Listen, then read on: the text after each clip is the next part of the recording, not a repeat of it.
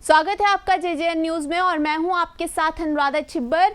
इस वक्त की बड़ी खबर बरेली रोड से आ रही है, जहां बरेली रोड गौजाजाली स्थित आयशा मस्जिद के पास पार्किंग में आग लगने की घटना सामने आई है। पार्किंग में खड़ी 4 गाड़ियों को आग ने अपनी चपेट में ले लिया है।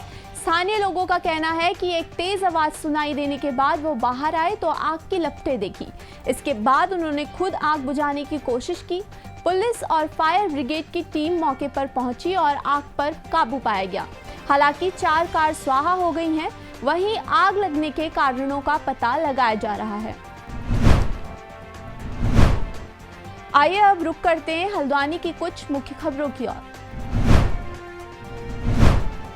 प्रदेश में जहां रविवार के दिन सरकार ने संपूर्ण लॉकडाउन के आदेश पारित कर दिए हैं, तो हल्द्वानी में भी लॉकडाउन का असर देखने को मिला।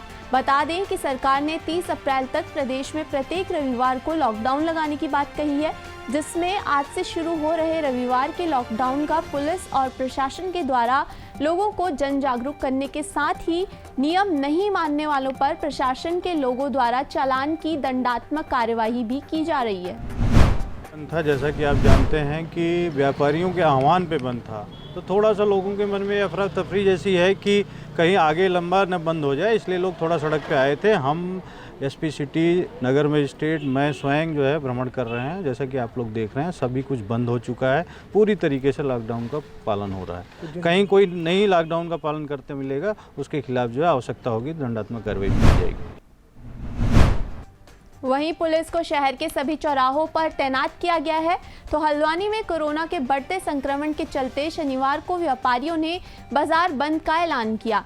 एसपी सिटी जगदीश चंद्र का कहना है कि शासन से मिली गाइडलाइन के अनुसार पुलिस को लोगों पर नजर रखते हुए मास्क और सोशल डिस्टेंसिंग के लिए लोगों से अनुरोध भी कर रही है, और जो लोग नियमों का पालन नहीं कर रहे हैं उनका चालान भी किया जा रहा है। लॉकडाउन का ये दूसरा दिन है। कल साप्ताहिक बंदी के कारण इसको बहुत स्ट्रिक्टली फॉलो किया गया था, तो कहीं ना कहीं जो स्थानीय जनता है वो उसके आदतों में ये सुधार नहीं हो पाया। इसके लिए पुलिस और प्रशासन की टीम इस समय निकली हुई है। जो दुकानें यदाकदा खुली हुई हैं उनको बंद किया जा रहा है, और जो नहीं मान रहे हैं उनके खिलाफ चालान की कार्रवाई की जा रही है। जो वाहन इस समय चल रहे हैं उसके लिए थाना अधीक्षक को निर्देशित किया है कि वो पिकेट लगा के और सख्ती से उनका चालान करें। किसी भी दशा में अनावश्यक घूमने वालों को सड़क पे नहीं घूमने दिया जाएगा, और किसी भी हालत में इस जो कर्फ्यू लगाया गया है उस जो दिशा निर्देशों के अनुरूप होना है वो कार्रवाई की जाएगी। वहीं अगर अल्मोड़ा की बात करें तो गुनगुनी धूप एवं पक्षियों की आहट के बीच सरकार की इस नई पहल का असर दिखाई दे रहा है। बाजार में आवश्यक वस्तुओं की दुकानों के अलावा संपूर्ण बाजार बंद है। सड़क पर आवश्यक वाहन ही चल रहे हैं। लोगों के आवागमन भी कम दिखाई दे रहा है। हालांकि रविवार को सरकारी कार्यालय बंद रहते हैं, पर फिर भी प्रदेश सरकार ये फरमान कितना कोरोना से बचा पाएगा, ये देखने वाली बात है। उत्तराखंड में कोरोना तेजी से पैर पसार रहा है। प्रदेश में कोरोना के मामलों की संख्या लगातार बढ़ती जा रही है। प्रदेश में एक बार फिर कोरोना का बहुत बड़ा विस्फोट हुआ है। शनिवार को 37 संक्रमित मरीजों की मौत हुई है। कोरोना संक्रमण के बढ़ते मामलों को देखते हुए उत्तराखंड बोर्ड की मई से शुरू होने वाली 10वीं की परीक्षा को निरस्त एवं 12वीं की परीक्षा को स्थगित करने का फैसला लिया गया है। बता दें कि कोरोना की वजह से सीबीएसई, आईसीएसई और कई राज्यों की परीक्षाएं स्थगित होने के बाद अब उत्तराखंड बोर्ड की परीक्षाएं भी स्थगित कर दी गई हैं। 10वीं के बच्चों को पिछले परफॉर्मेंस के आधार पर पास माना जाएगा, जबकि 12वीं के छात्रों की परीक्षा के लिए स्थिति कुछ सामान्य होने के बाद परीक्षा तिथि तय की जाएगी। बता दें कि उत्तराखंड बोर्ड की 10वीं और 12वीं की परीक्षा में 2,70,000 से अधिक परीक्षार्थी पंजीकृत हैं। इसमें 10वीं में 1,48,355 एवं 12वीं में 1,22,184 परीक्षार्थी पंजीकृत हैं। शिक्षा विभाग की ओर से इनकी परीक्षा के लिए प्रदेश भर में 1,347 परीक्षा केंद्र बनाए गए हैं। इसके अलावा उत्तराखंड मुक्त विश्वविद्यालय की शीतकालीन सत्र से संबंधित सेमेस्टर पाठ्यक्रमों की भी 26 अप्रैल से शुरू होने वाली परीक्षाओं को अग्रिम आदेशों तक के लिए स्थगित कर दिया गया है। मातृ सदन के परम अध्यक्ष स्वामी शिवानंद सरस्वती ने कुंभ मेला प्रशासन पर गंभीर आरोप लगाए हैं। उन्होंने कहा कि हरिद्वार में जिस तरह से वीवीआईपी कोरोना का टेस्ट ना कराए हुए पहुंचे हैं, उनसे ही कोरोना हरिद्वार में फैला है। स्वामी शिवानंद ने कहा कि हरिद्वार कुंभ में आए साधु संत अगली बार कुंभ में ना आए। उन्होंने कहा, धर्म की रक्षा करने वाले ही पीछे हट चुके हैं। सरकार की तरफ से 1 करोड़ रुपए हर अखाड़े को दिए गए थे। अखाड़ों की भी जिम्मेदारी थी कि वह व्यवस्था बनाता। स्वामी शिवानंद ने कुंभ मेला प्रशासन पर भी आरोप लगाए। कहा, मेला प्रशासन चाहता तो कोरोना संक्रमण इतनी तेजी से कुंभ मेले में नहीं फैलता। स्वामी शिवानंद सरस्वती ने कहा कि कुंभ स्नान का योग 14 अप्रैल से 14 मई तक का ही बनता है, मगर सरकार ने भी कुंभ को 30 अप्रैल तक का कर दिया था। हरिद्वार कुंभ की समाप्ति या ड्रॉ करने में, अपने आप को ड्रॉ करने में ऐसे अखाड़े हैं जो स्नान के समय अपने आप को सबसे आगे रखे हैं हरिद्वार में,